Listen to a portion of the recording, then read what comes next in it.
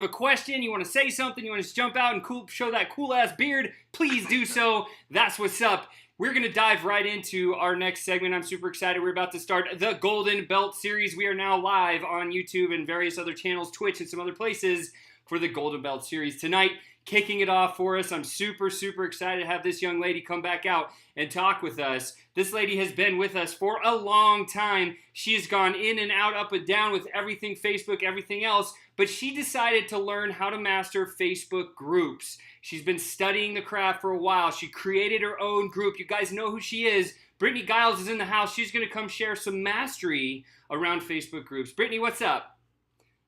Hey guys, I am super excited to share this with you. It's just something that I've kind of went out on my own to do it was just like spur of the moment. I went into some groups that had my avatar in there and I didn't like those groups. And I'm like, you know what? I can't do what I want here, so I'm going to do my own group. So that's the story of how I created my group and what inspired me to do it. So what we're going to do is I'm going to talk about the tactical, practical of how to set up your group, and then I'm going to go into how to make it very engaging, because it's important that your group is engaging, that there's conversations happening, and I'll explain why as we move on.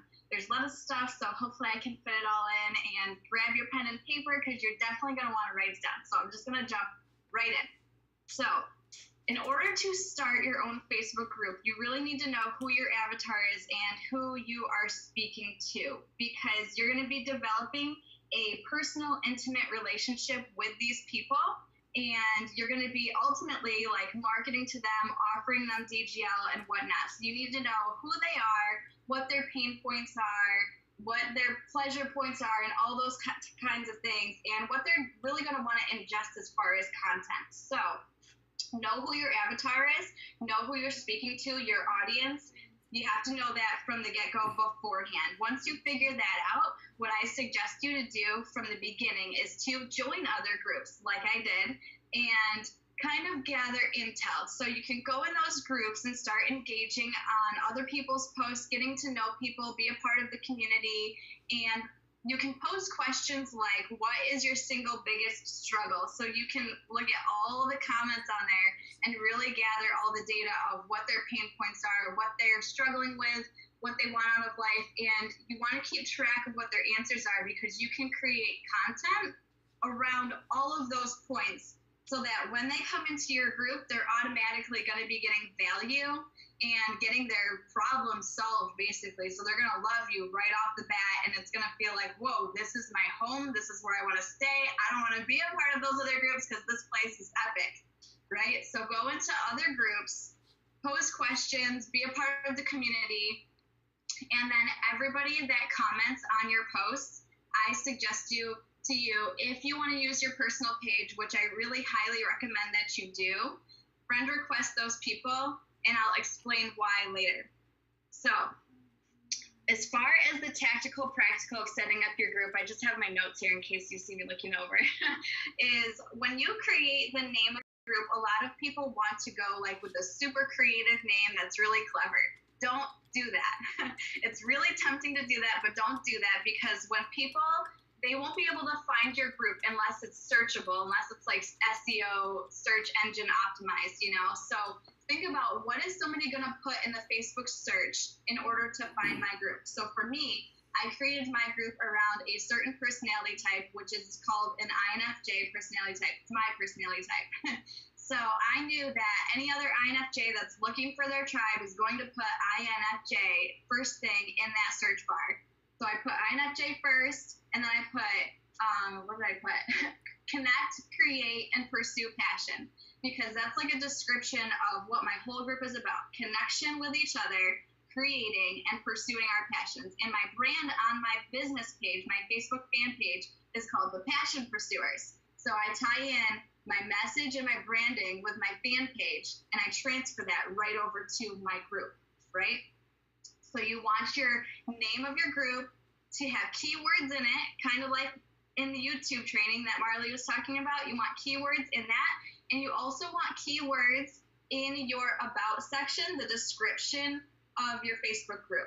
And this is going to help with like people being able to look at that and know like automatically, yes, this is the group that's my home, right? So inside your group, you want to create a welcome video or an intro video so that that's the first thing that they see. You pin it right to the top, make it an announcement, and they come into the group, they see that video. First, they get to know you more. They automatically see your face. They know that you're the one who put this together. It makes you the expert. You are the authority figure. You're the leader in that group. You tell them what the group is about. You just prompt them to introduce themselves, give a little bit of a description. You can tell a little bit of your backstory, why you created the group, all that stuff. People are going to love it. Anybody who likes that video, by the way, as long as you post it like from your, because you can choose to either interact as yourself or from your fan page. If you do it from your fan page, if they like that video, you can invite them to like your page, right? So now they're going to be seeing the content on your page too. It's a double whammy. You want to be sure to have clear rules and guidelines because you don't want anybody like coming into your group and just spamming the crap out of your group or trolling or just doing anything that's not good. You know, just find some basic rules and make sure they're really clear. Put them in there. I mark mine as an announcement so that people can go through it and see it right away. You also want to optimize your cover photo. So for my cover photo, it's really clean and simple. It has the same font that I use and the same colors that I use on my fan page, so I keep all the branding congruent. So mine says INFJ, connect, create, pursue passion, and then underneath that, it has like a little description of what the group is about. So it says that it's a place for INFJs to come together, to connect, and to create and pursue their passions, to maintain a healthy mindset, right? So they're going to know, like, this is a place that is growth-oriented. It's going to be a place where I can express myself creatively. I can get ideas, connect with other people, all that. So right off the bat, they know exactly what it's about. Make sure that you fill out your About section with a more in-depth description. And I take this section as an opportunity to put my domain link in there. So I segue my description into something, I give a little call to action like, hey, if you want to know how to start your own internet business, click this link. And so your link is right there. So people automatically can become leads just by searching around in your group, checking everything out.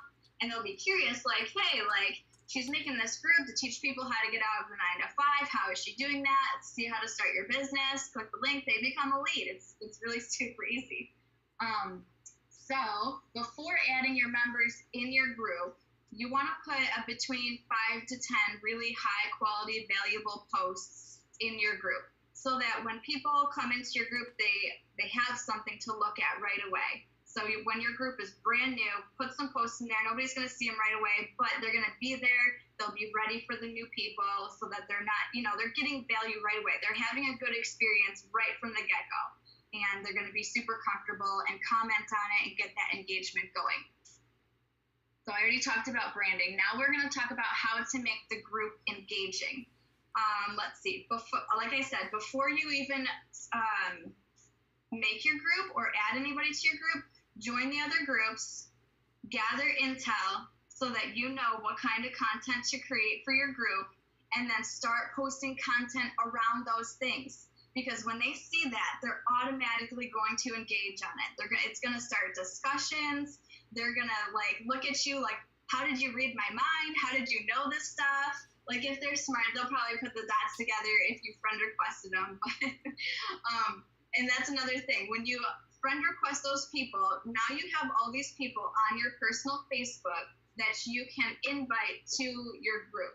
And that's exactly what I did. I added people organically, and I also added people through paid traffic. So that segues into how to add the members into your group.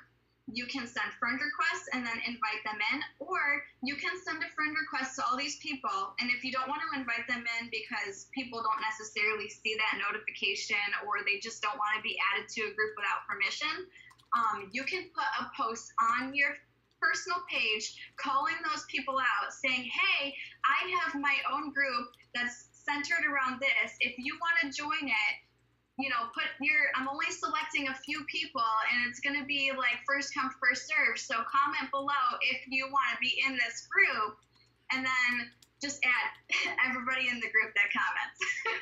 So they're going to feel like they're getting a special spot and everything, but really you're just going to add everybody. And if you don't want to say that, then just tell them, hey, I have my own group, and if you want to be in it, comment below, I'll put you in there. And on my personal page, there's a little picture for a featured photo. If you really want to optimize your personal page, you can put a photo in there that prompts people to go to your group. Give a little description of it, the name of it, whatever you want to do, and then you can put the link to that group right underneath that picture, and they can just click on it and get to your group that way as well. Let's see. I already hit that friend request. The reason there's a specific reason why you want to have high engagement in your group, and that's because it's going to help the Facebook algorithm rank your group higher in the search.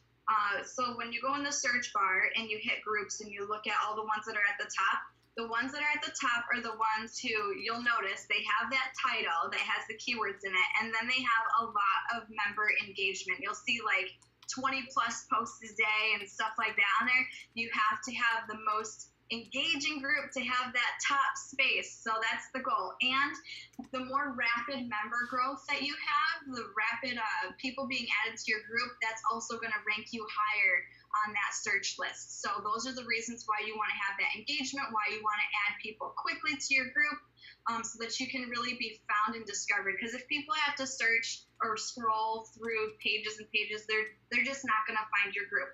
Another way to help your group to rank higher is to not include links to outside sources or other platforms in your posts on your group or in your group. So say I want to share a YouTube video that I think is going to be really valuable, or maybe it's even my own YouTube video that I want them to see. I will make a post and I will announce the YouTube video, whatever it's about, and then I'll put the link in the comments. Because for whatever reason, you can put the link in the comments and it's not going to mess up the SEO, from what I know. But just don't put it in the original post. And you can even include in your rules and guidelines that no links can be posted, and they can post them in the comments if they want to share a link. I didn't do that from the beginning, and I'm noticing that people are posting links, so I have to go change my rules now because I wasn't clear enough in the beginning. So you guys should just do that from the get-go. There's the posts that get great engagement. Now write these ones down. Are introduce yourself posts. You can put a post up saying, hey, introduce yourself. Where are you from? Another one is, what do you do for a career? And then you can take that intel and use it for your Facebook ads and target those careers, right? Because this is your avatar, right? Another post is follow trains. So you can have a specific post where you can offer people to put in the comment section a link to their Facebook page if they have their own businesses that they're trying to start up. That way it fosters a sense of community and support, and in my mind, abundance, because they're like, hey, like this person's supporting me, they're helping me grow, and it just gives them an opportunity to get themselves out there more.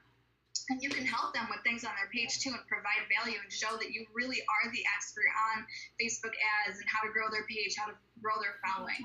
Another high engagement post is an Ask Me Anything post. So they can ask you any questions that they want pertaining to anything, you know, like if you have a certain area that you just know a lot of information about, a certain topic or your passion, they can ask you any question. You can do it as a go live, so you can just sit there and they can ask you, and they get to know you more that way as well. And where is everybody from? Everybody will always say, you know, it's really easy. One that I put in my group lately was, how old is everybody? Because I was kind of interested to see the age range I attracted, because I did add people organically by friend requesting, but I also have a paid ad running out there, and I was curious to know, like, what is the actual age range, because I left the age really broad. I said already, don't post links, and 2 ways to add members is organic and paid. If you know how to speak directly to your avatar, and you want automation and you don't want to use your personal page, you can run ads for your group. That's what I've been doing. It's been running for since I started it. And there's so many people that come through. You can ask them specific questions. Also, you're allowed to ask 3 questions. So my 3 questions are you an INFJ personality type? Because my group, the reason why it's different is because it's only INFJs, like 98%. So they feel special because they're in their own little bubble of their type of people. They express themselves, they feel comfortable. The second question is what are your current struggles, right? So again, I want to know what their struggles are. And the last question is, what is your passion? And a lot of them are still trying to find their passion. So I know that I can provide value by helping them to find their passion, which is perfect because we are the passion pursuers, me and my husband. So that is everything, pretty much, I think. Hopefully I didn't go over my time, but that is everything that I have that I could think of that I could share with you guys. That would be a good introductory on how to start your own Facebook group. And I want to tag team the ending of this with Karen, actually. I want to bring her into my segment and ask her a question that goes with groups. Now, what is, in your opinion and experience, the best way to monetize your Facebook group? Ooh. The show is yours. Yeah, that's a really good question. I think the best, most aligned way to monetize a Facebook group is to start your group without the goal of monetizing it initially. And so you really are providing that value and the support and the things you talked about, fostering a sense of community. And what we found every time we've done this, by the way, I was taking notes too, and I was like, oh, well, I should check this in my group. But every time we've done this, we realized that the product or the service or the info product that we had in mind wasn't necessarily exactly what people wanted. And instead of us forcing that down their throats, we really need to listen to them and see what it is they want. And so we're watching the group, we're seeing so much engagement, so much interaction, and your audience will tell you exactly what they need next in their lives, in their business, whatever. And so that's exactly what we did. We threw out the info product we had planned, and we heard them, and we said, hey, you guys need help with this. We're going to help you with that because we know how. And that took off. That's how we started our beta info product, and then we started to morph it into how we really wanted to serve them. But we had to meet them where they were. That's the best way to monetize. Thank you so much for sharing that. I actually heard that same exact thing through all the research that I've done. Like, don't already have something that you want to throw at them. Like, figure out what it is that they need and that they want, and then give that to them, you know. And that's another reason why I love Facebook groups, is because you have this place, and if you have multiple things to offer them, like, you know, you can really do a lot with them. So thank you for that. And that's everything that I have for my segment. I hope you guys got something out of it. It's something that's near and dear to my heart because I absolutely love all my people in my group. It's like my huge family of hundreds of people. So that's awesome. Thank you so much, Brittany. There you have it, Digital Geniuses. That's what a Genius of the Week looks and sounds like. There's always firsts that are happening on the Train or Die show, and tonight another first has already taken place. It's when on the Gold Milk panelist, she's roping in Karen as part of her segment. So strategic. Never seen that done before. Well played, Brittany. Awesome segment. There is one question for you before we move on to the next one real quick. Mary is asking you, Brittany, can you create custom audiences based on people in your Facebook group? Yes. So you can, this is how you do it. You make a video on your fan page, you post it on your fan page, then you share that video from your fan page to your group, and anybody who has watched that video, you can retarget. There you go. That was a really good question, Mary, and would hit gold. She's like quick to respond. So I wanted to hang on that question. The other questions, guys, keep them coming in the chat. I'm saving them, copying and pasting them for Karen later. But before we get to Karen, the next person, you know her, you love her. Why? Because you have voted for the last 2 weeks running. She told us about branding so good that you just can't be ignored. She covered vision boards last week, but she's still got more in the tank because she's going to show us how we set ourselves up for viral growth. Type yes in the chat if you're interested in viral growth. Type yes in the chat if you want some viral growth. I'm seeing some yeses, and now I get to introduce Miss Jenna. Hello! I love all the yeses in the chat. So awesome. All right, so get straight to it. So I've been thinking, okay, we hear a lot about consistent content, right? Consistent content is key, okay? And we also have these engagement pods. Engagement pods are obviously to get our reach, organic reach, exposure, all of that stuff. We also have a lot of skills in marketing. So we know how to do headlines. We know how to do the pictures. We know how to do the emojis. We know how to use our words. We know all of this stuff, right? So I've been thinking, like, what in the heck? How come I haven't gone viral yet? Has anybody else been thinking the same thing? Like, what in the heck? What is the secret to go viral? I've been doing all of this stuff and just nothing. Type me in the chat. Like, I want to see it. Like, are you guys with me, or am I just the only one thinking the same thing? Okay, that's what I thought. So, all right. So we're trying to figure out what the secret is to go viral. Well, let's bring it back a second. Okay, so we all know that we need to have a large audience to have that exposure. It's kind of like how big companies always want you to tag them or do a hashtag or whatever it may be. Like, that's how those big companies are gaining their exposure organically, getting that organic reach. And if you haven't heard it before, this is something that Tony Robbins once said, and he said that the secret to living is giving. And so we all know that with our content. And our content on our page is meaningful.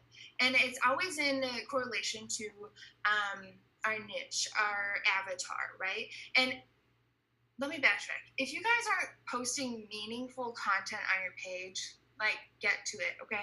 Because here's the thing. Like, everybody has a story to tell. And there are people that are waiting to hear it. Maybe you don't know what that story is deep down inside yet, but just keep working on it. Keep working on it, and you're going to get there. And so, like I said, the secret to living is giving, right? And so if we're pouring our hearts out in this content, okay, we've got all of this stuff going at our content, so it's obvious that consistent content is just not enough. I read somewhere that it was only actually 30% of that of the whole equation to getting viral, to be getting your name out, to get your brand out. So here's the secret. You guys want to know the secret? Say yes in the chat. You want it? You want it? There we go. Here they come. Yes, yes, yes, yes, yes. Okay. So the key is distribution, right? Distribution in the chat. All right, distribution. So get seen. You guys, get scaled. Get seen and get scaled. I like that. All right. So you already have friends and family that know, like, and trust you, right? So why not gain that same exact connection with millions on social media? You could do not millions, billions, right? So you're probably wondering, like, Jenna, what does distribution mean? And how can I do this? I'm already doing all of this stuff. Like, what is the key? Can you show me an example? I got your back. All right, let me share my screen really quick. Your entire screen? Yes, I want to share it. Okay, so what you're going to do is you're going to come to your Facebook page. And you're just going to go straight up to the search bar, and you're going to put in whatever it is what's your niche, what's your avatar. Let's say that I'm all about family, okay? And so I'm going to put family in here, and I already searched it for you guys. So family. We're going to go over to pages, click that pages, and I like to go to this, let's see here, where is it? Normally, there's community, and I think maybe I've already selected it, but over here, if there's community, right here, cause or community, I like to click that one because we don't want to be going after businesses, okay? We want to be going after, what would I call it? You would call it like a publisher, right? So let's just click this first one. And let's see how this distribution works. So you see right here how this page is a publisher, okay? They got this post, they took this from this website right here, and they shared it, right? There's some other stuff down here, and of course it's going to load slower, but okay. And we've got another one right there that they're sharing. We've got a bunch of things that they're sharing. We've got another one let's see here. I looked up music. I put in music in the search and I found this one. I like my music loud, okay? Maybe that is something that you really enjoy and something that your avatar would enjoy. And they share stuff too, all the time. Share it like crazy. So this is how people are going viral. This one's super, super cute. They shared this one from Black Harmony, okay? I don't know where that is, but the thing is that these people are publishers. Think about the newspaper. What does the newspaper need to stay alive? Well, they need articles, right? Well, these pages, these publishers, they need your content to stay alive, right? Like, why not? So why not share your content with them? Okay, so you're probably wondering, like, Jenna, all right, so how do I know if my stuff is good enough for distribution? Well, like I said, we already have headliners. We already know to put captions on our videos. We know to do call to actions. We know how to check our engagement on our pages or on our posts. Make sure that you're not being spammy, and we definitely want to be building credibility before we go and attack these people. So all you need to do is on those pages, you're going to go to the about section, and you're usually going to find an email there. And you're going to send them an email, and you're going to build credibility. You're going to explain exactly who you are and get them to see the value in taking on your content. Hey, my name is Jenna and I'm just starting out in this and I'm just really, really involved in X, Y, and Z. And I have a really good post that just came from my heart and I want to share it with the world. Would you please be willing to share this? Here's the example and attach an example. So make sure that you are coming from the heart. And as soon as they say, yeah, I love this, there you go, right? Like you're going viral.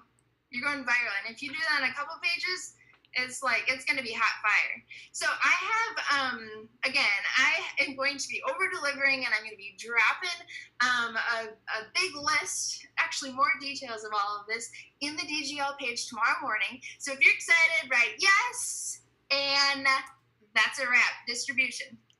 Whoo, Jenna, that was on fire. Guys, if you're not doing that, that's awesome. That is such an easy thing to do. As long as you're publishing really good content, just do that. That's it. Make yourself a goal. One of the things I used to do when I first got started online, I knew that I needed to get people to take a peek at what we were doing. So what I would do is I would personally reach out to 3 people a day. I'd just be like, hey man, what's up? Hey man, what's up? Hey man, what's up? I would do that 3 times every single day for a year. And by the end of the year, I had a ton of people responding to me, and it was really great interaction, and it was awesome. So that was the minors. This is the majors. Use the page strategy that Jenna just shared, and you'll go faster and further than I ever could.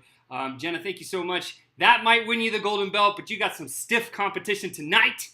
Why? Because we have the Facebook princess herself. Next up, we have somebody who's so special and near to dear to us. She's provided so much value into our life. Let me give you a little snippet or a taste of her background so you guys know who you're listening to right about now, because this is going to blow your mind. Karen began her career at Fruit of the Loom, okay, the underwear people, right? She's the marketing director for the underwear people, and she got licensed in the industry, and she started working with partners like Disney, Marvel, Nickelodeon, Warner Brothers, Hasbro. Then she started working offline with bigger retailers in the apparel world like Gildan Activewear, and then branched into a whole bunch of other stuff, which is insane, right?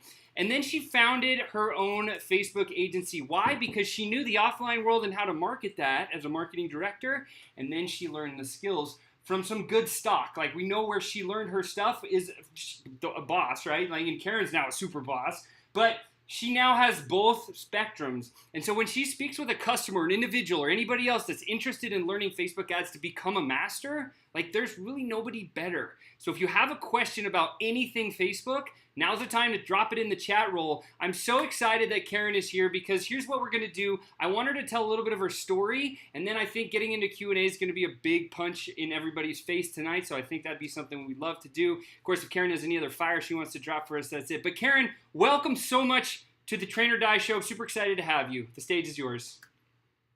Thank you. Absolutely. I have been really fortunate to learn from some of the absolute top people that I really look up to in the industry. And it is my personal passion. Yes, we have an agency. Yes, we run ads. It is my personal passion to turn around and help other people with Facebook ads and just sort out this mystery. So I saw some of your questions in the chat, and I definitely want to get to them. But first, I want to share with you a few of the really golden nuggets that not only I picked up in Fiji from some of these people, but also that we've just been testing, and we've seen some major changes, and I want to share that with you. So the first thing I want to share with you that people don't spend a lot of time talking about is placements. And so where your ads are showing up on Facebook. And so I don't know if you guys are running primarily just Facebook newsfeed, just in people's newsfeed or Instagram feeds, or if you're using all placements where your ads are everywhere. They're in the right-hand column. They're in the newsfeed. They're in the marketplace. They're in instant articles when people read articles and your ads popping up in there. But a little pocket that we found that works really well is Instagram stories.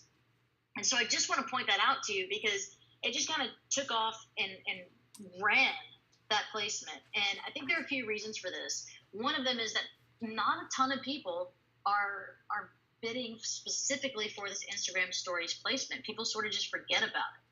And because Facebook is ultimately a big, huge auction, there are just less people bidding on that space, which brings your costs down a bit, right?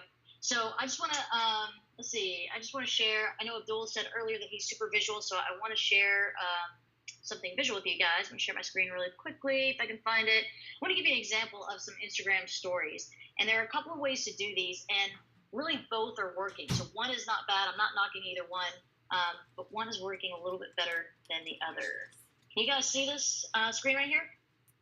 Yes, ma'am. You got it. Yep.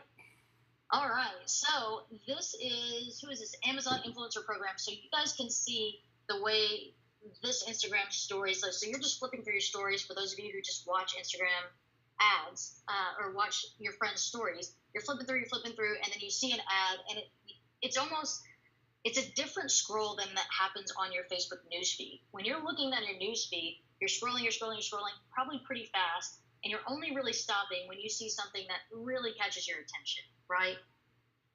With Instagram stories, the scroll is different kind of scroll, and a lot of people don't even keep hitting the next. They're just watching one thing after another. They're done seeing your ad by the time they realize it's an ad. So you're getting a little bit of a different eyeball on it, right? So this is, if you don't change anything about your ad creative, your image, then it's going to look like this in your Instagram stories. It's perfectly fine. It works. But what we're seeing work even better than this is getting super specific about Instagram stories and making creative that is designed for Instagram stories. So it's portrait. It takes up the whole screen. See the difference just aesthetically, how nice this looks? Here's another example for those using ClickFunnels and Russell Brunson. You can see this full page kind of thing as opposed to something like this. And again, both of them work. But if you want to really take this to the next step, then I would encourage you to use something that is very specific for Instagram stories. So, are you guys like me? Are you like addicted to stories? Yeah, totally, absolutely. Is there like thank you for sharing that because I think that's a really valuable tip. Like, is there a way, like the pixel dimensions on that picture? Is there specific? Where do you go to find that stuff? You can go. It's actually in Facebook's help area, and I can get you guys a link and you can pass it on to your group. But where it goes through every kind of ad format, but to simplify the whole thing, it's just portrait. Just right from your iPhone, just simply portrait. Or if you're using a stock photo or something like that, you know, you've got landscape and you've got portrait. Simply using portrait will do the trick. Perfect. Cool. Perfect. All right. And if you guys, those of you guys, I heard you guys are publishing like videos, you're doing more videos. Those videos, especially when they're portrait like that, are perfect for this placement. So you can use those as well. Okay. I also want to talk to you guys about targeting, some of my targeting secrets. So who do most people want to target when they get online? I get so many people who tell me, I want to target the people with the money, right? Most people want to target the people with the money. I've had very few clients or people come to me and say, I want to target the broke people. No, that's not who they want to target. I have had that happen once, but it's very unusual. So what do most people do? They go to targeting, they look at income, they look at the really highfalutin job titles and things like that, and they try to target them. And what happens is, again, Facebook is an auction. It's all about all these people bidding against each other, right, for the same attention. And if everybody goes on there and says, I want the people with the money, that's going to be kind of an expensive audience to go after. And for those of you getting really into the stats, it's going to make your CPM super high. So even if people are clicking and even if people are converting, it's going to cost a little bit more to do it that way, right? So go a level deeper, just another level deeper. And you guys, if you guys are anything like me, you fall in love with the audience you're serving. So I know Brittany's talking about growing her group. She loves her group. She's championing for them. She's advocating for them. We do the same thing with our groups. We absolutely fall in love with them, and then we figure out how we can serve them, right? So think about who your avatar is beyond they have money. So people who have money, what do they do? Where do they shop? What kind of car do they drive? So if I'm thinking about somebody like that, I'm thinking about somebody who probably maybe shops at Whole Foods. They're buying things that are a little bit more expensive. They're shopping at Whole Foods. They're a little bit more health conscious, perhaps. A lot of maybe if it's a female who has a lot of money, or even a male, but maybe they're buying Lululemon pants and they're going to yoga in their free time, and they like to do a lot of leisure travel. I'm describing a lot of people I know, but that's the way you get around to them, right? And the one warning that I'll give you with that is don't go in and start targeting Ferrari, because guess who else likes Ferrari? Broke people. A lot of 14-year-old boys who can't possibly afford a Ferrari.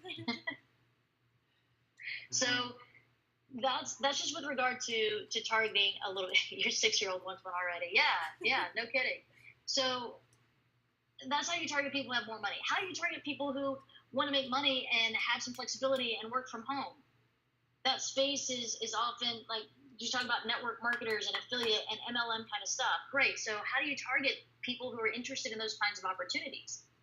We'll go and look at and do some of the homework. Like Jen was just talking to us about some of the searches you can do.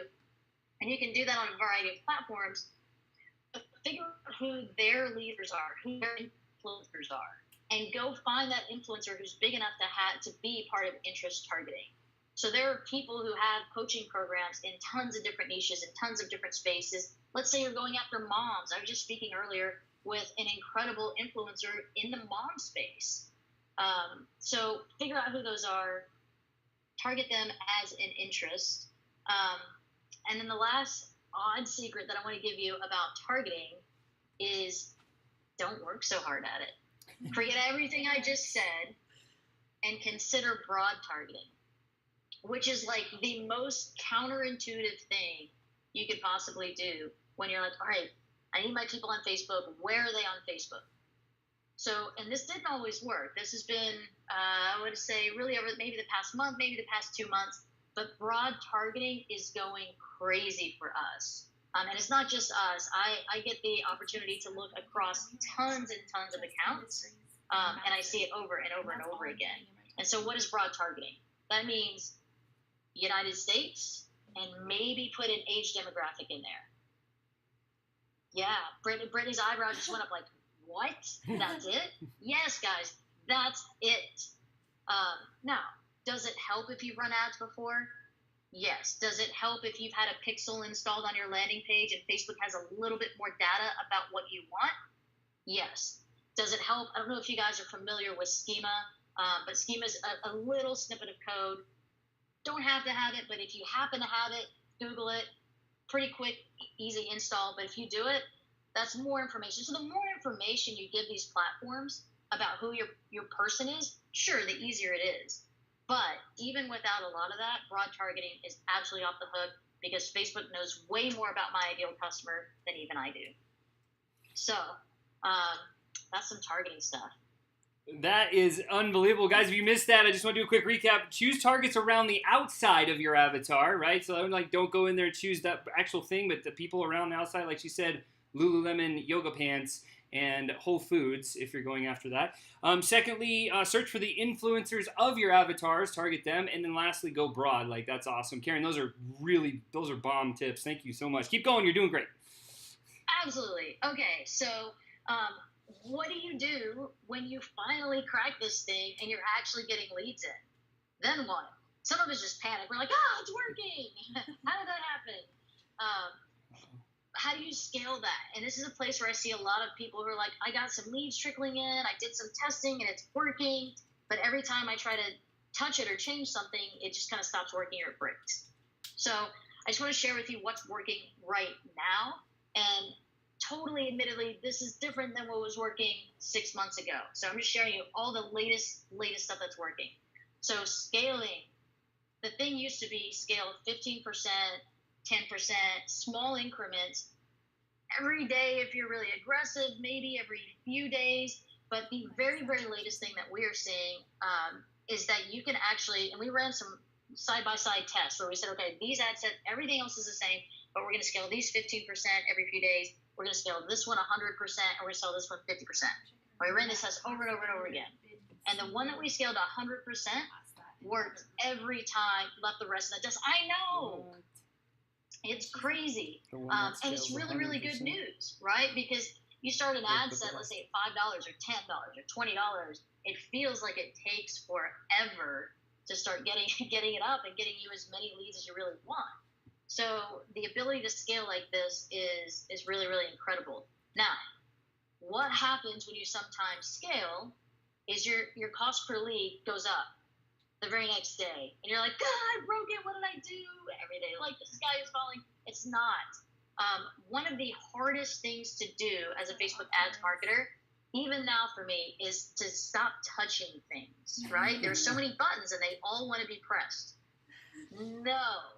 So get this thing working, scale it 100%, and go to dinner, have a drink, hang out with your friends, stop looking at it, okay? And let it regain its momentum. Because what you've done, there's this algorithm, right? And in my head, the algorithm is like this living, breathing thing that we have to be really nice to. And so there's this algorithm, you throw it for a loop. None of us are really all that great with change. And the algorithm isn't either. And it's like, whoa, what do you want from me? And if you give it a little bit of time, a little bit of love, sweet talk it a little bit, just don't touch the buttons, it usually will come back. And it may not come back exactly at the same cost per lead, but usually within that range. I was just talking to somebody earlier who it took 8 days because I think her CPL doubled. Took 8 days, but went right back where it was. So the window I usually leave for that, definitely a week. But after a week, even I start to like, I'm getting a little antsy. And of course, it depends on your ad spend, how much you're spending a day, how fast you're getting that information in. But up to 2 weeks, it can take a little while to get back on its feet, but super worth it, right? All right. To make sure that you guys are with me, this is making sense. Everything making sense so far? Yeah, guys, if this is fire, right, fire in the chat roll right now, because I know I took all kinds of notes, and that's crazy. You can double your ad spend and get the cost per lead to come back to normal. Like, that's a super secret. I don't think anyone knows. That's the first time I've ever heard that. That's awesome. Thank you, Karen. It's really counterintuitive and really, really new. It still makes me nervous every time I do it, but we've seen very few ad sets break from this. So, yeah, hopefully that keeps working. Okay. Part of my goal here is because like Brittany's giving you fire and Jenna's giving you fire and I'm trying to tell you all these things to try and it can be a little overwhelming at times. Who here, like type in the chat, type like OMG if you're just feeling overwhelmed at all the information, all the things you're supposed to implement, all the things you're supposed to test, there's copy, there's creative, there's, oh my gosh, all the things. And how the heck are you supposed to test all of these things and keep an eye on all of it and manually like increase bids and decrease the stuff that's not working, even know what's working and not working. I want to make your life way, way easier. So again, super counterintuitive because I want to push all the buttons, right? But have you guys heard about campaign budget optimization, CBO for short? So we have. I don't know how many people have, but we just barely heard the term like about a week ago. So yeah, talk about that. I think love that's to hear about love to hear about that from you. Yes, this is gonna revolutionize Facebook. I just want to share that. Like Karen, listen to this part. This is like listen up. Like this is gonna be really important. Go ahead, Karen. So it is super, super, super new. So the fact that you guys have heard about it already, you're like right at the forefront of this stuff. In a few months, Facebook is going to actually force this change on us, all of us, okay? They're going to take away the ability to manage your budget at the ad set level, and they're going to move all of that to the campaign level, okay? So what does that mean? The first thing it meant for me is I just totally freaked out. I was like, wow, what? But that's how I do all the things and the testing, and I like to hit the buttons. But got over that, started testing it, and look, that's the thing. If you're going to run your business using paid traffic and Facebook, you have to be adaptable, right? The platform's going to keep changing. And at first, every change seems like a bad change, but it's not, because Facebook needs you to make money on Facebook to stay alive. They want you to make money on Facebook, okay? And they want to protect the user experience. Because if they don't protect the user experience, guess who can't make money on Facebook? You guys can't, and neither can Facebook. So it's usually a good thing. Where was I? Campaign budget optimization. So let Facebook do all the heavy lifting for you. Yeah, you guys can get I think I got 3 hours a day back in my life with campaign budget optimization.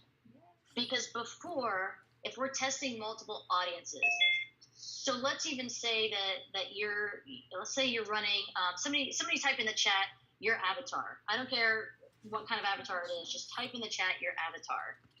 And we'll use that as an example. Okay. All right. All right, travel.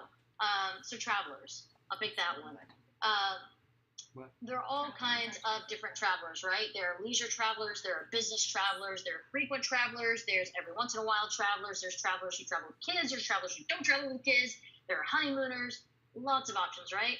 So you could split every single one of those types of people into a different audience, into a different ad set.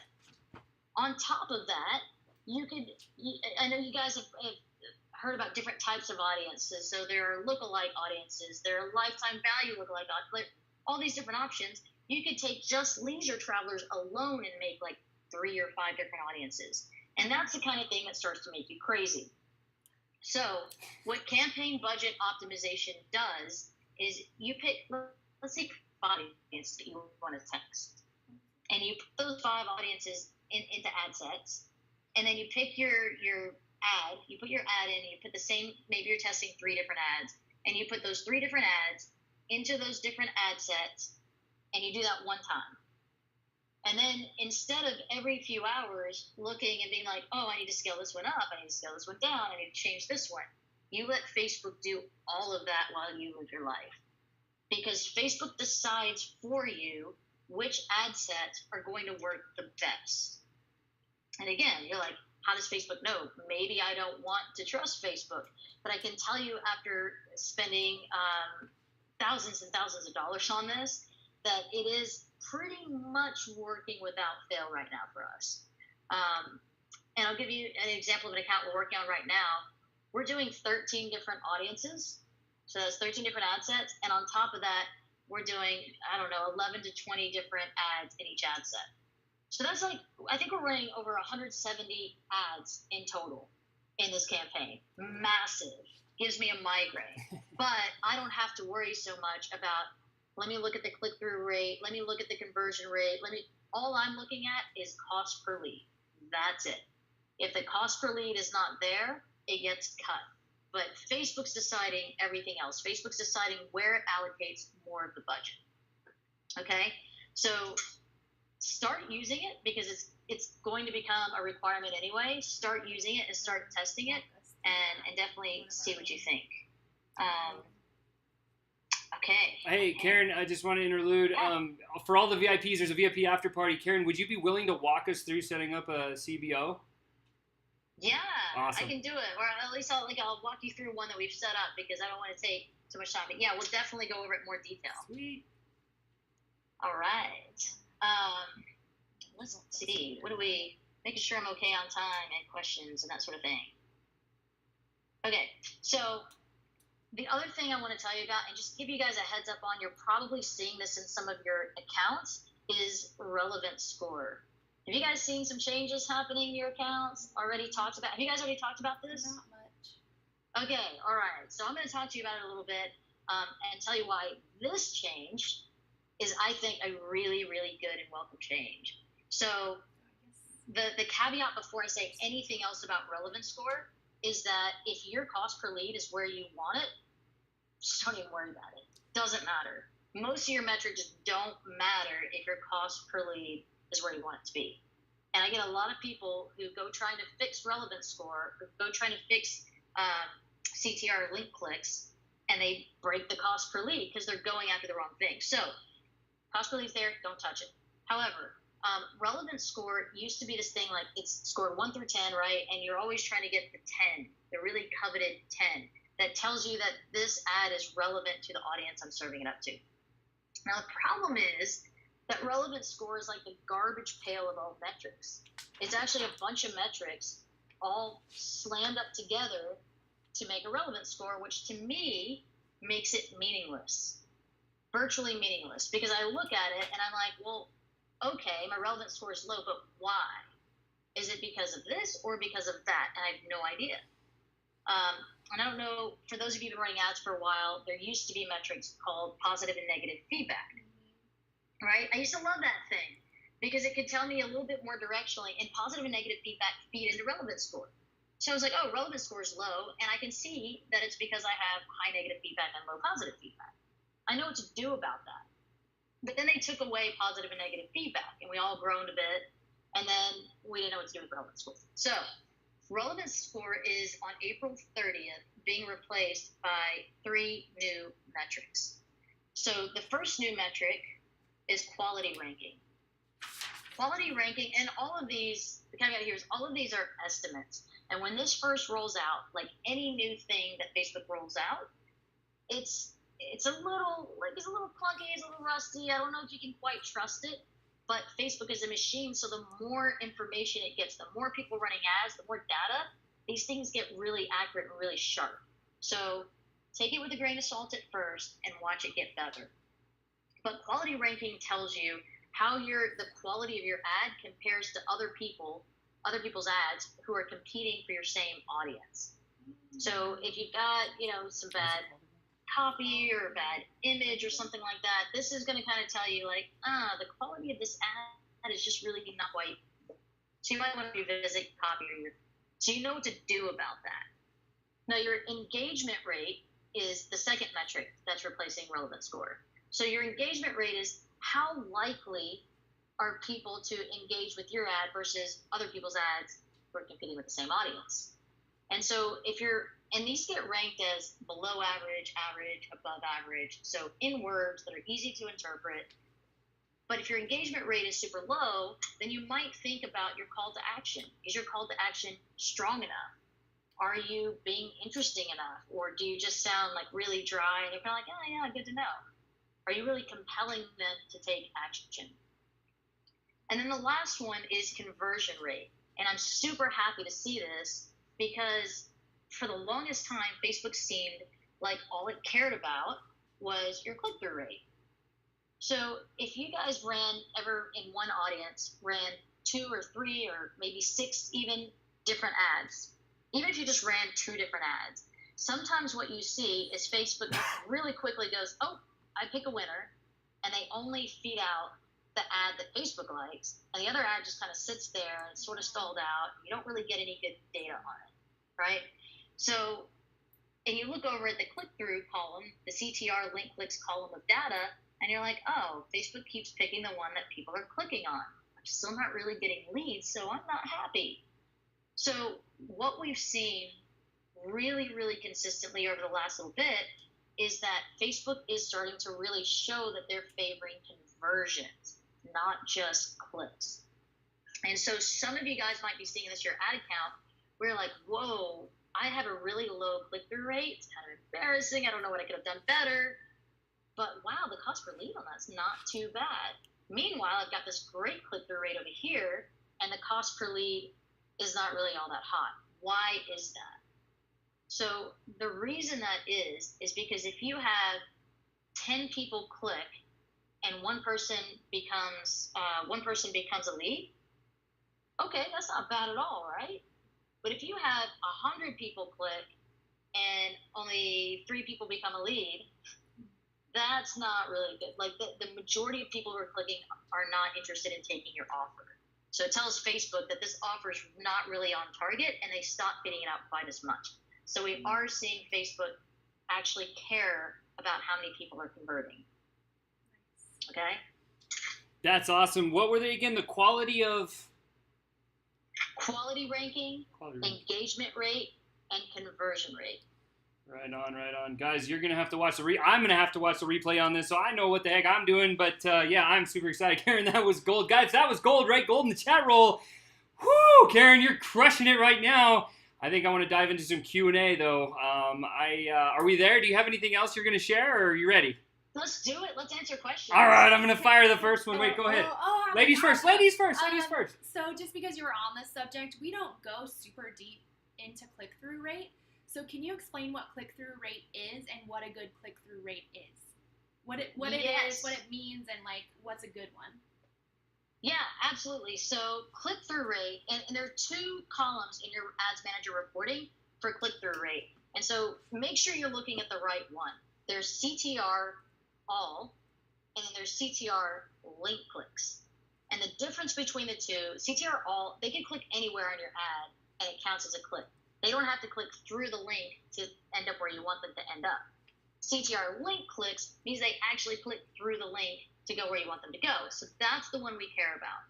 Now, what does it really mean, or how is it calculated? It's the number of people who are seeing your ad, or the number of impressions divided by the number of people who click through. Did I say that right? Other way around. But yeah, math, blah. But that's how it's looking at it. Like, how many people have seen your ad, how many people are actually clicking through, right? You want that to be, ideally, the benchmark we use is at 1%. Sounds super low, but if you're hitting 1%, quite often a lot of your other metrics are going to fall in place. If you're at 0.8, 0.9, I don't really start sweating. If you're at like 3 or 10 or 11, if you've got something super engaging, that's amazing. Things to watch out for is if you're serving this ad up to audience network, sometimes you get a lot of clicks that are not even intentional clicks.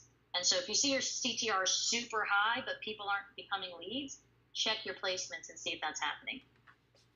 Woo, guys, hope you got that. That was like the cleanest explanation I've ever heard of that. So thank you for that, Karen. That's super cool. I want to get a little bit deeper with some mindset stuff from you. I want to ask one question that I think will like bring the house down for a lot of people here. How big is mindset, positive, negative, or in between, when you're right about to hit that submit my ad button? It is, like, I just got chills. It is everything, guys. Everything.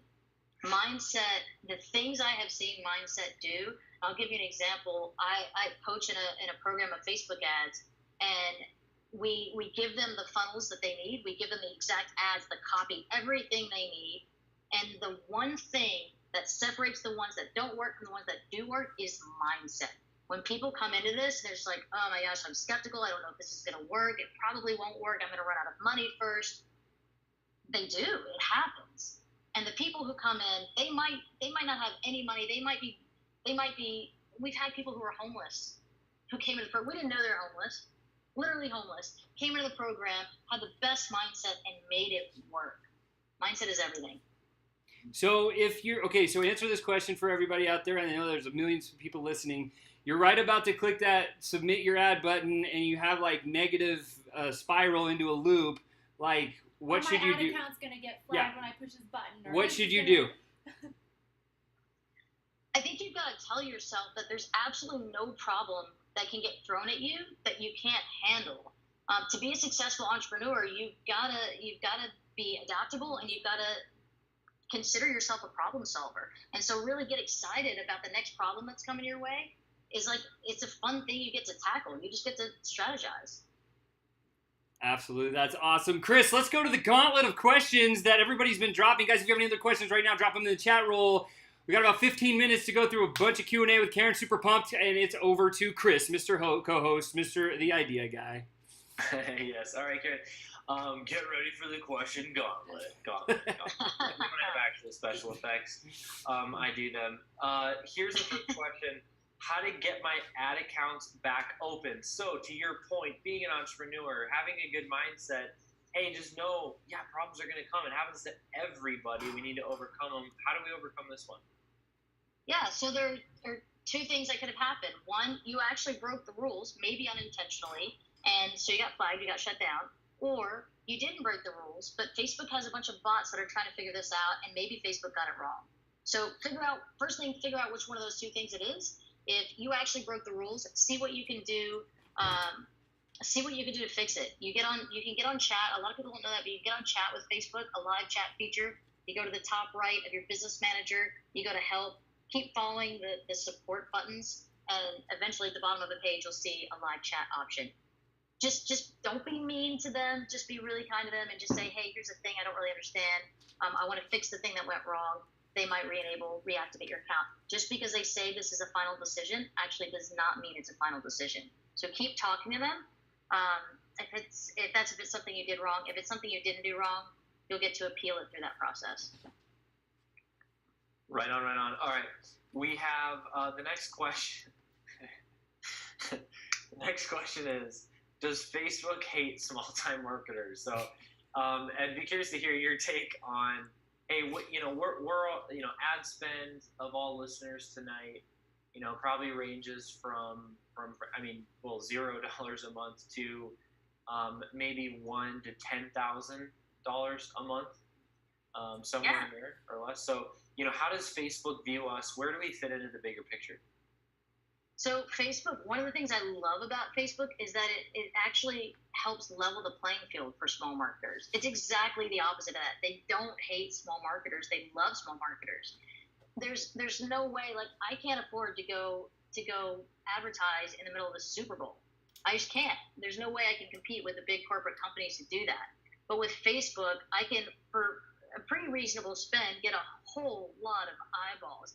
And if you use some of the stuff that Jenna's talking about, and you even, catch this thing where you're going viral, absolutely. The small business marketer can do a ton on Facebook.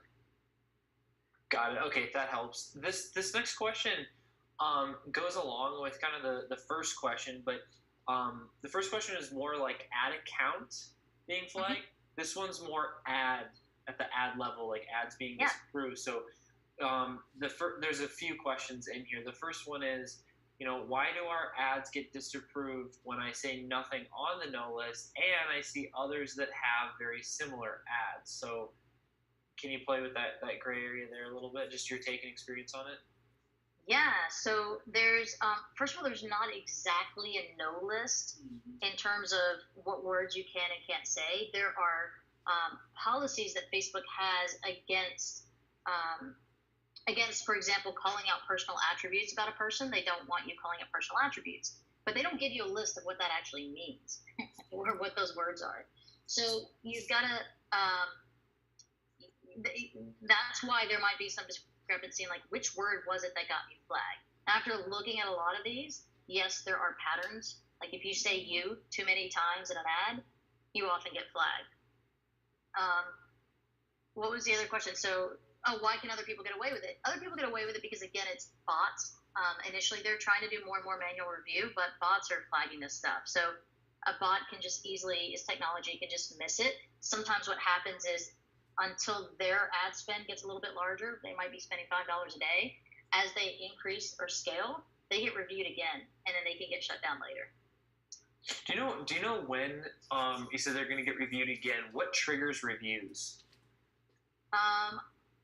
Changing something at the ad set level. So if you change something in your ad, your targeting, your budget, often, like, when you hit save, it goes back into review. Okay. So that can do it. And sometimes you don't have to do anything, and it can be really at random that their bots are just crawling this. I had one of those that I noticed, like, one of my ads, like, approved. Like, I didn't approve that. then they turn it off and then they flag my account. I was like, Yeah. How? like I literally. Yeah, if you guys get those, actually take the time, even if you're not running that ad anymore, to go into it, see what was wrong, either fix the thing or appeal the thing or delete that ad out of your account. Don't let it just sit there. Yes, do what she just said. Okay, next question is, and there's still a good amount of questions here. So put your last questions in if you want, because we still have probably like 8, 9, somewhere in there. Anyway, next one is, if you suspect your personal profile was flagged, let's pause there for a second. Can your personal profile be flagged? I don't really know the answer to that because Facebook doesn't come out and say whether your personal profile is flagged or not. But if you have had ad accounts that have been shut down and business managers that have been shut down, if you're attached to other business managers, those business managers could be at risk. Yes. Okay. And this is a long question. Are you still okay to show your face in photos and stuff on the page?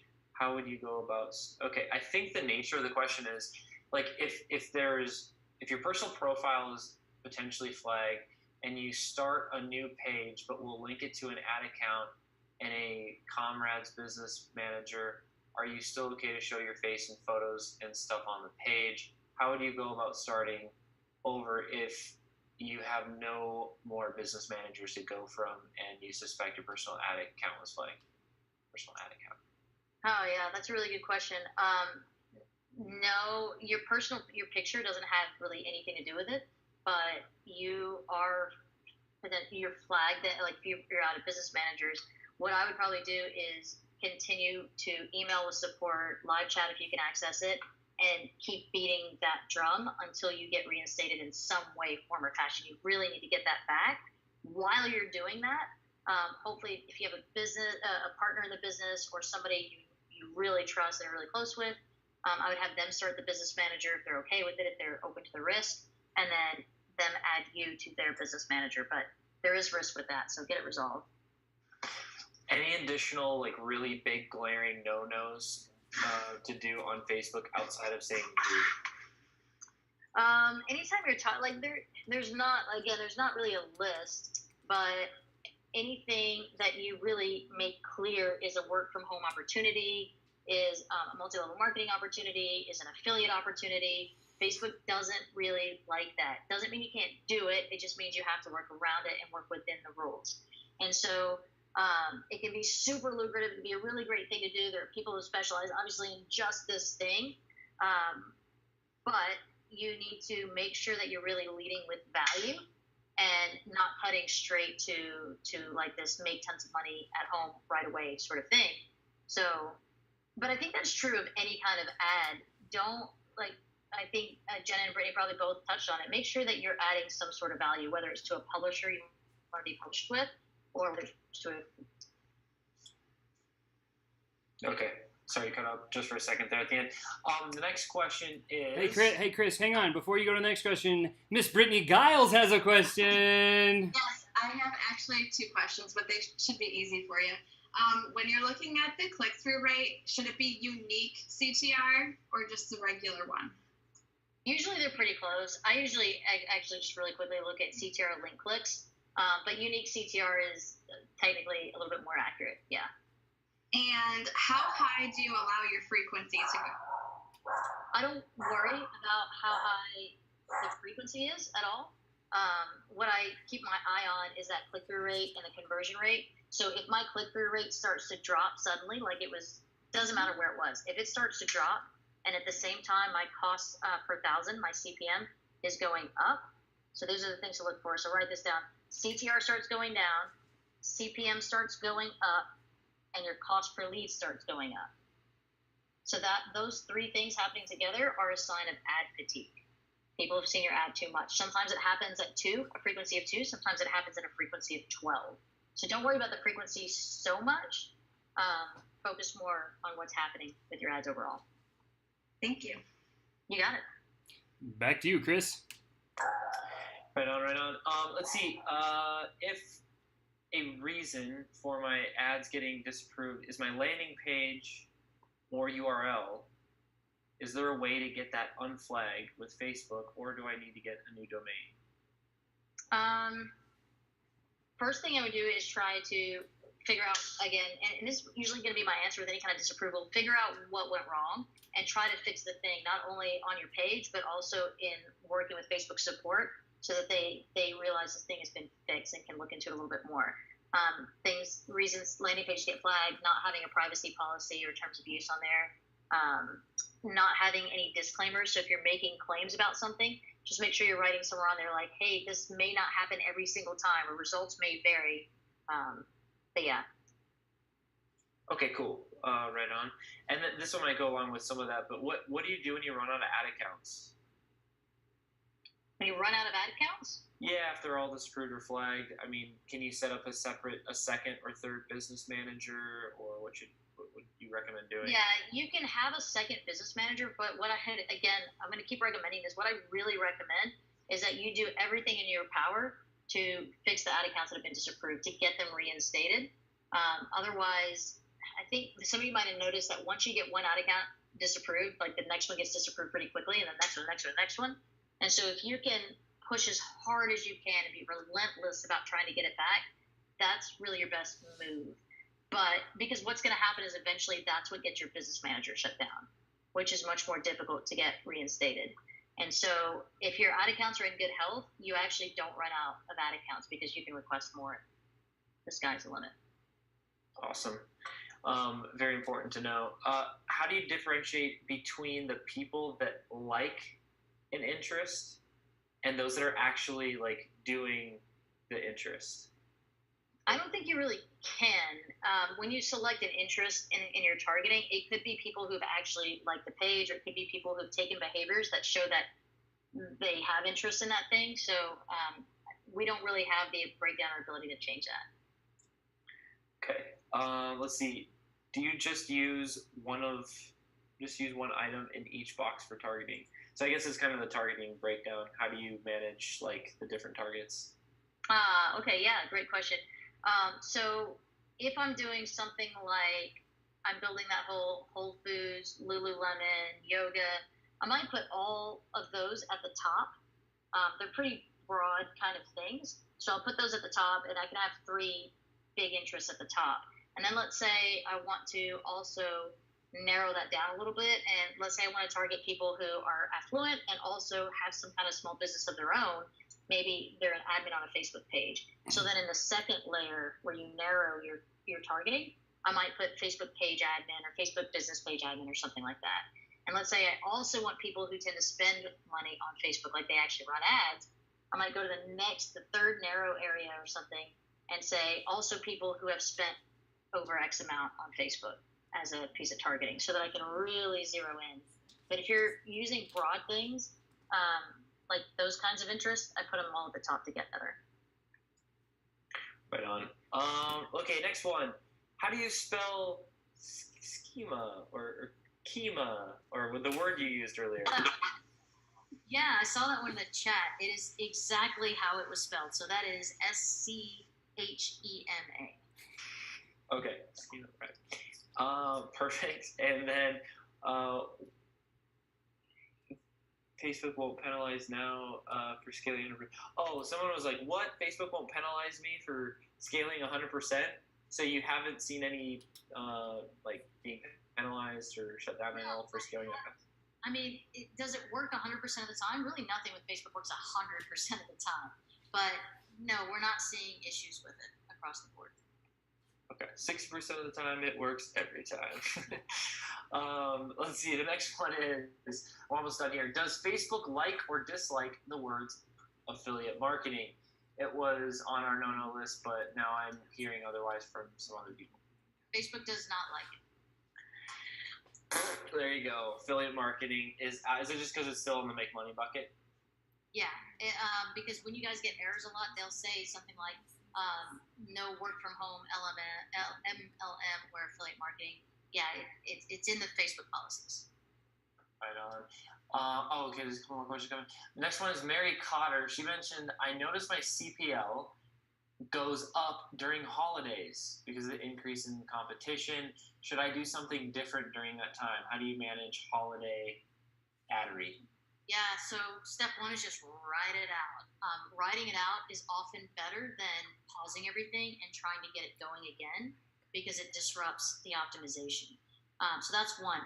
Before the holiday, though, the warmer you can make your audiences before the holiday, you won't get beaten up like that during the holiday. So if you can run a bunch of videos, I would recommend running a bunch of videos to your audience, and then around the holiday, you can shut off maybe the top or not worry about the top layer of your advertising and just keep retargeting those video views. It'll be a lot cheaper. Next question is, essentially, what is your favorite retargeting strategy?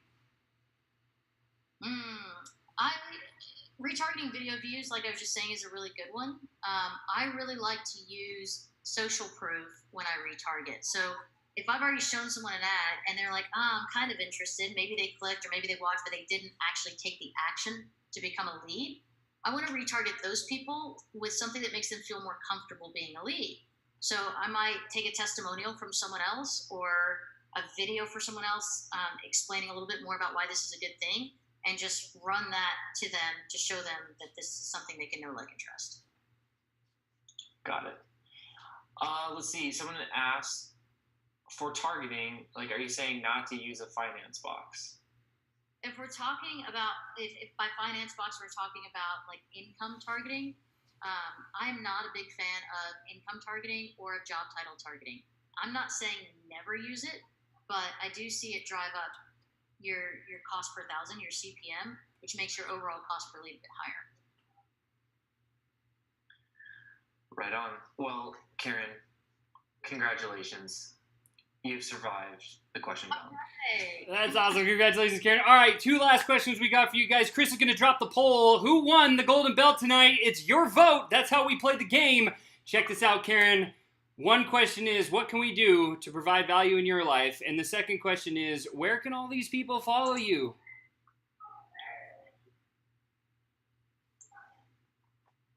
All right. So, wow. I wasn't even prepared for that. What can you guys do? Somehow or another, I want feedback. I want feedback on how this stuff works for you. So I talk to Sean and Chris and Melissa all the time. So I want to know, what of these things you saw work for you. I want to know the one thing that worked for you guys the best that you implement. I really ask that you go implement, even if it's just one thing. Go implement this stuff. And where can you find me? I am trying to, I'm the plumber with the leaky faucet. I don't pay attention to my own social media like I should, but I've committed to up my Instagram game. So you guys can find me at Karen Sahetya on Instagram. Awesome. That is awesome. Please, can you drop it in the chat roll so everyone can see that? And we will definitely put that on all the social channels when we repurpose all of your amazing magic out to the world for you on your behalf. By the way, you're going to be put on our podcast as a feature speaker too, so that'll be super cool for you. Probably about 3 or 4 episodes. Let's go now to the panelists and the vote. Who did you vote for? And we're going to go over to the beard himself, Mr. Joseph Neal. I want to hear, what was your favorite piece tonight, and who did you vote for? This was really hard for me because I really liked what Jenna had to say, but Karen, you really just took the cake there. It was really awesome. Don't know if there's really one thing.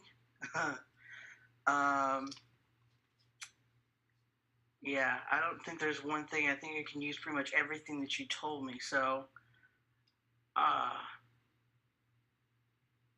the campaign budget optimization, that was really nice. I like that. That's it. Let's jump over to Brittany. I vote for Karen, of course. I like all the practical, tactical details of just how Facebook ads work and always trying to learn new things. So everything you dropped is super valuable for me. Specifically, the click-through rate, I looked at mine, it's 3.38, so that made me excited. So yes, I picked you, Karen. Awesome. Jenna! Hey, Karen, thank you so much for coming out. Seriously, so much knowledge coming from you. I do have to pick Brittany tonight just because I know how hard she's been working at this group, and for her to come out and just share it with everybody is just phenomenal. It's kind of like the whole thing when you're reading a book, right? Like it takes them like 40 years to figure it all out, and then if you just read a book, you can get it, within a month like that. That's what Brittany's been doing. She's been dropping value like crazy. So anybody that wants to get in groups, I just soaked it all in. So thank you, Brittany. Nice. Let's go over to Mr. Chris, Mr. The Idea Guy, Mr. Co-host. Yes, and Brittany was also nice enough to commit to putting some of what she covered today in the DGL Facebook group. So, because she covered a lot, and so obviously the replay will be available, but also the helpful guide in there. So thank you for Brittany for doing that. Brittany and Jenna, you guys did an awesome job. My vote is going to Karen tonight. There's so much there in Facebook land. I mean, just to share one thing that hasn't been shared yet, scaling 100%, that's exciting because it goes faster. Who doesn't want that? So that's my vote for tonight. Let's go over to Mr. Lou. Thinking about the Chinaman. Hey Karen, what's up? So my vote goes up to you. You just gave so much information today, so I'm going to have to watch the replay as well. But I couldn't pick out one thing that you said that really stood out just because everything was so valuable. But it's really cool that Facebook is making those changes, and you said it in such a positive light that it makes us feel more comfortable about it too. So we're really excited about the new changes. You got to adapt, so that's awesome. Thank you. I'm going to go to Karen. Karen, what was your favorite part, and who'd you choose? You can choose yourself, by the way. I didn't. I chose Brittany. I really, really love groups are so important, and it's such an amazing way to grow a business right now. And engagement, not just groups, but engagement in those groups. And she shared so much value. Some of it I've tried, and I know it works like crazy. Some of it I can't wait to try. Thank you, Brittany. That's awesome. Let's go to Horns Up, Bow Down to the Unicorn. Aaron! Hey! Dude, this is really hard. Brittany, I literally just joined an ENFJ group last week. I'm not even kidding. I found out I was an ENFJ, and I was like, I want to find other ENFJs. That is genius. That is amazing. And Jenna, I can't wait to try out all your stuff, but I do have to pick Karen because I think, even just things that, you weren't even intentionally teaching, whenever you were talking about the CTR going down and, the CPM and CPL going up and, knowing that was causing ad fatigue, you just, spit that out. Just, casual. It was just, a random answer. Wasn't even something you were focusing on. And I was like, oh, wait, I have to make sure I get all these letters right. This is so good. It's so good. And I have been struggling a lot with trying to be more and more transparent with my audience by explaining what they're getting themselves into, but also fighting the fact that, Facebook does not like that, obviously. So it was really, really eye-opening to hear kind of, how to go around that while still being authentic and still really giving value to your audience, but, still obviously playing by Facebook's rules. So I got to pick you. That's awesome. Karen's wrapping it up right now, but let's go to Ashley, Crooks, and Cam. If they're out there, they're traveling all over the world. The extended travelers, super affiliates for DGL, super geniuses. Pretty girl, open your camera. Who'd you vote for? Maybe she's there. Maybe she's not. I don't know. She's folding laundry. She is. All right. It's probably 2 a.m. wherever she's at in the world. She's the world traveler. So we're going to go. I chose Karen simply because, holy cow, Karen. Holy cow. That's all I got to say. My favorite part was actually what Aaron said. CTR down, CPM up, CPL up equals ad fatigue. If you guys don't understand what ad fatigue is, it's where it's been shown to too many people and they're just sick and tired of seeing it. So if you see that stuff come up in your ads manager, it's time to build a new ad and start testing something else.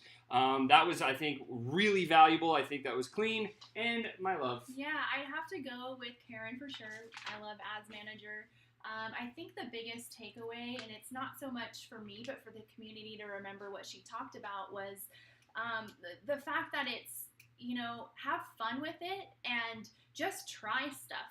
Try random audiences. Don't get in there and be like, oh, I don't know what to target. I don't even know how many targets there are, but do you know how many there are, Karen? Hundreds of thousands? I don't know.